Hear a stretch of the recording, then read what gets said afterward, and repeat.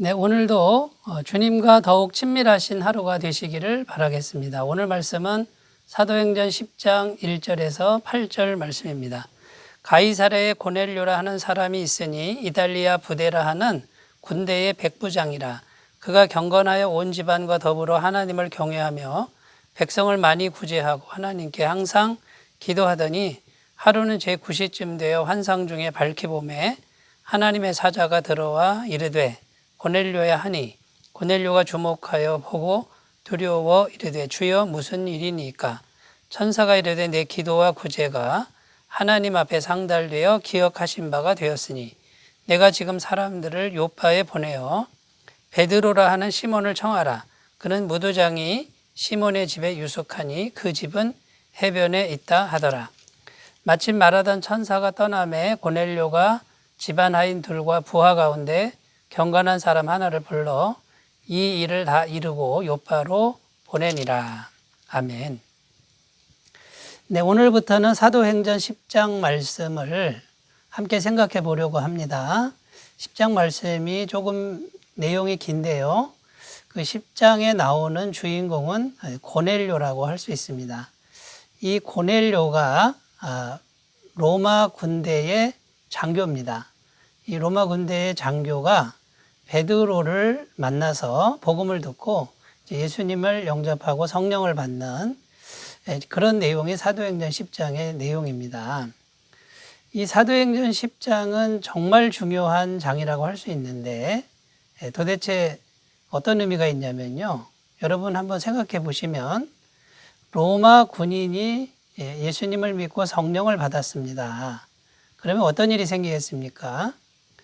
이때 당시 로마를 통해서 전 세계적으로 무엇이든지 문화든지 무역이든지 다 퍼져나가고 있었습니다. 그런데 로마 군대 장교가 예수님을 믿고 성령을 받았다라고 하는 이 뜻은 세계 선교가 이제 하나님의 복음이 세계적으로 이제 전파되고 뻗어나가는 그런 가능성이 이제 생겼다라고 하는 것을 의미하는 것이죠. 그래서 이 고넬료라고 하는 이 사람이 정말 중요한 사람이고요.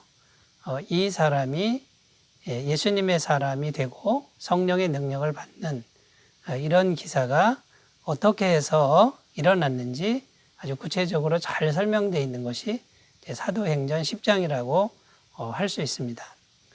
그래서 이 고넬료하고 베드로 사도가 이제 만남을 갖는데 성령님께서 이 두 만남을 아주 관건적으로 그리고 세밀하게 계획하셔서 주선하고 있는 것을 성경은 증거하고 있습니다.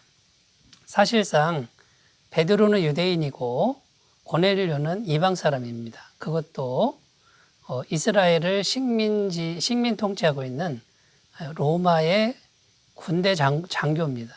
이 두 사람은 사실 만날 가능성이 전혀 없는 그런 관계라고 할 수 있는데 이 두 사람이 이제 성령님의 주선으로 만나게 되는 거죠. 자, 이런 이야기가 아주 재미있고 역동적으로 지금 펼쳐지고 있는데 하나님께서 이 고넬료를 선택했다라고 하는 것 그리고 또 많은 사도 중에 왜 베드로를 선택하셨는가? 그래서 하나님의 선택이라고 하는 이 주제를 가지고 오늘은 은혜를 나누려고 합니다.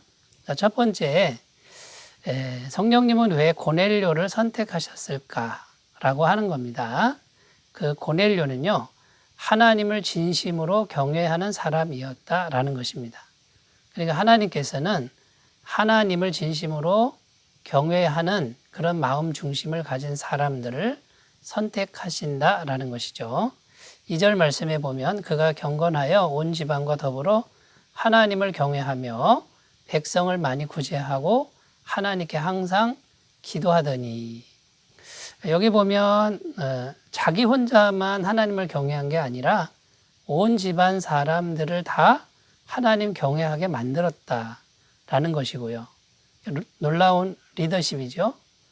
물론 무지막지하게 명령만 한 게 아니라 자기가 삶의 모범을 보일 때 온 집안이 다 하나님을 경외하는 것이고요.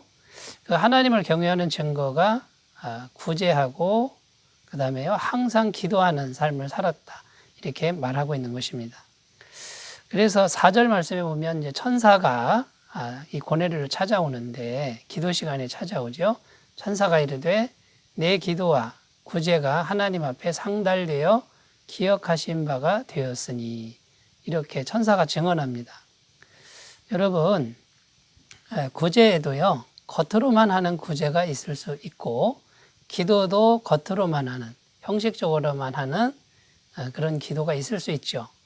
그런데 고넬료의 구제와 기도는 하나님께 상달됐다라는 겁니다. 무슨 말이냐면 고넬료의 중심이 정말 하나님을 경외하고 진실되었다라는 것이고요. 하나님께서 이것을 인정해 주셨다라고 하는 천사의 증언이라고 할 수 있습니다. 여러분, 그러므로 성령님께서 이 고넬료를 주목하고 계셨고 이 고넬료를 선택한 것은 진심으로 하나님을 경외하는 사람이었다라는 것이죠. 자, 그런데 이 고넬료에게 이제 베드로 사도를 보냅니다. 왜 그렇습니까, 여러분?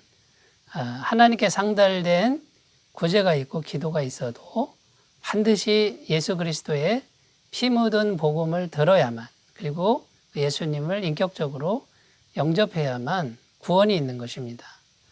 그러니까 그 구원을 위해서 하나님께서는 베드로 사도를 친히 주선해서 친히 보내시는 것이죠.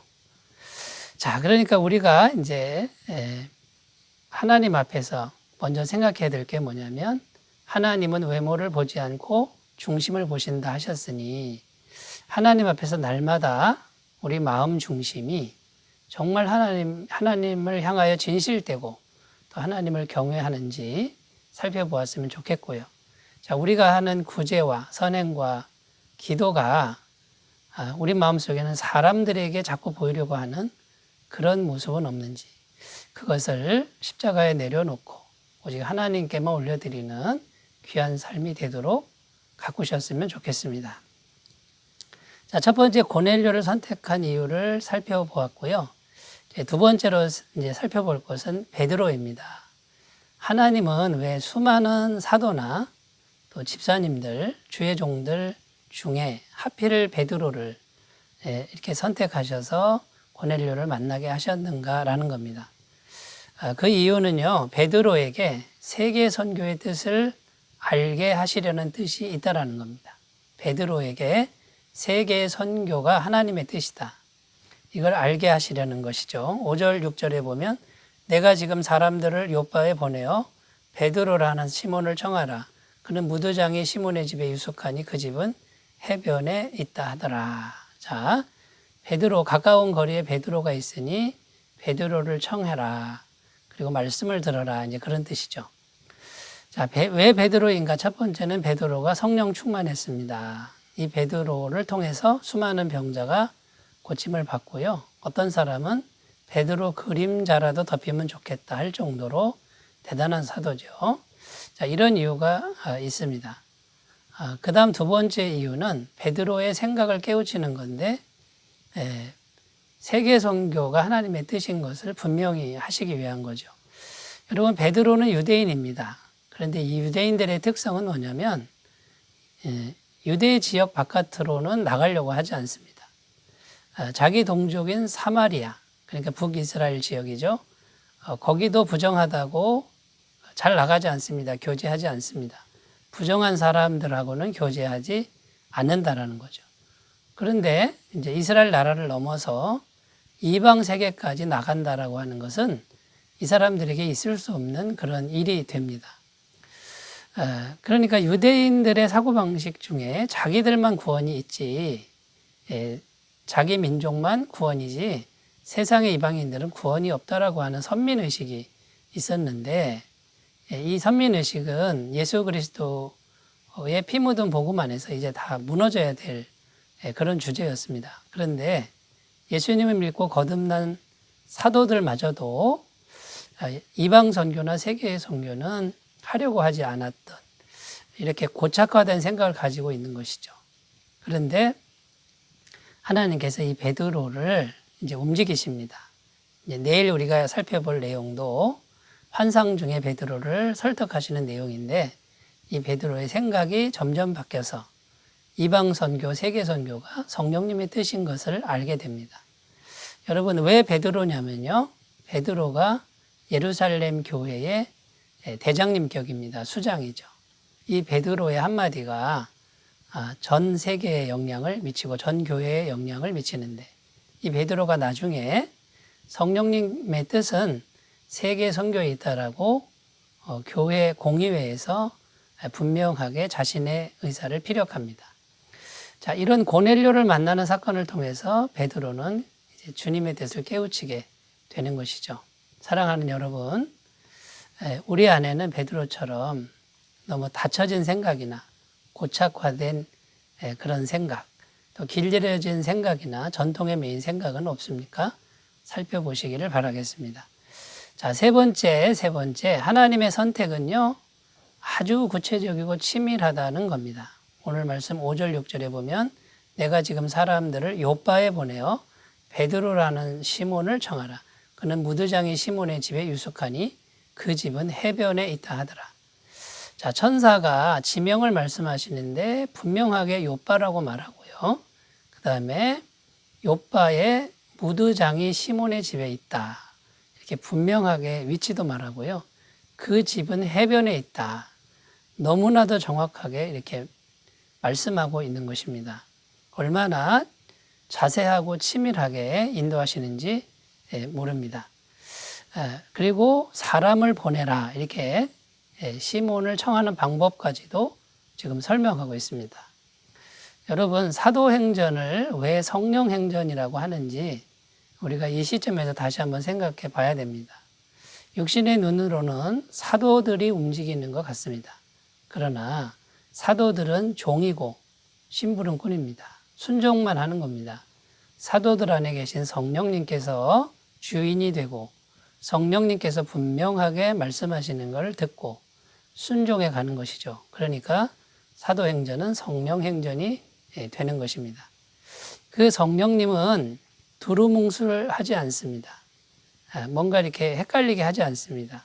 아주 구체적이고 세밀하고 치밀하게 말씀하시고 인도하시는 겁니다. 여러분 이렇게 성령님께서 한 영혼을 구원할 때 치밀한데 우리의 영혼도 그렇게 해서 구원받은 겁니다. 어쩌다 구원받은 것이 아니라는 것이죠. 한치의 오차도 없는 전능하신 성령님의 손길이 우리를 구원했다라는 것을 믿는다면 이제 우리의 남은 인생도 성령님의 치밀한 손 안에 있음을 믿고 평안하시길 바라고 담대하시길 바라겠습니다. 자, 세계 선교를 위해 선택된 사람들 고넬료와 베드로 이야기를 오늘 살펴보았는데요. 소망을 가지셨으면 좋겠습니다. 기도합니다. 하나님 아버지, 고넬료처럼 참된 중심을 갖고게 하시고 베드로처럼 성령께 순종하는 믿음을 주옵소서. 예수님 이름으로 기도드립니다. 아멘. 주의 은혜가 충만하시기 바라겠습니다. 감사합니다.